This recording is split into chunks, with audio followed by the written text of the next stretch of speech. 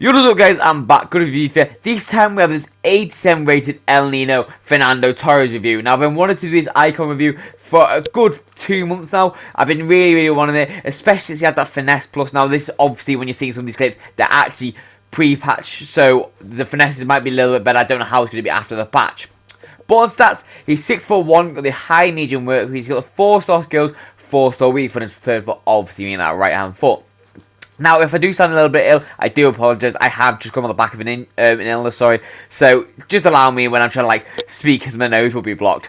So, on alternate vision, he can play the strike and the centre forward, which is a little bit annoying, because he doesn't have any variety at all, which, obviously, if you have, 3 strikers that only play there, you're going to have to drop one.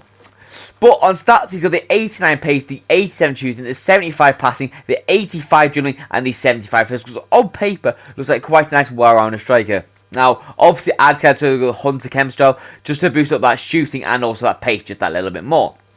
Now, on playstyles, he's got the quick step and the rapid, which is a very nice combo. He's got the Trivela, which is, again, the flare, power header, chip shot, and obviously the main one, finesse shot plus. Now, if you do enjoy the review or want to see more, please do subscribe. It generally does mean a lot to my channel, and I'll see positive and negatives. Peace.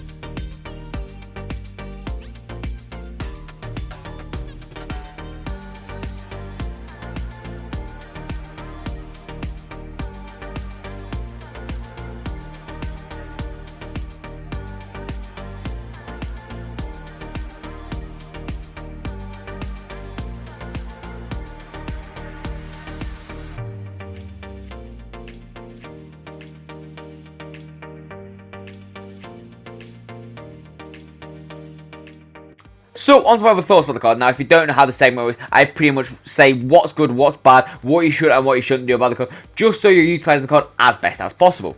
Now, first thing is the 4-star skills, 4-star weak front. Now, obviously the skills, you do want 5-star, but 4-star is the minimum desirable, and you can do some nice twists and turns, and then you do some McGeezy, stuff like that, just to get him into the right positions, which obviously adds a little bit of variety, which is quite nice. Now, talking of variety, the 4-star weak foot is very, very good on this card. I didn't have any issues on both feet with shooting. Travellas, finesses, near post, far post. He's a very, very clinical finisher, and as you see in some of these clips, he will absolutely bury these shots.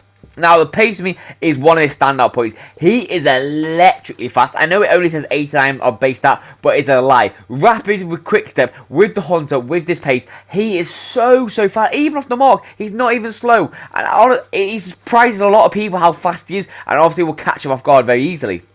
Now, as I've already talked about, the shooting is very good.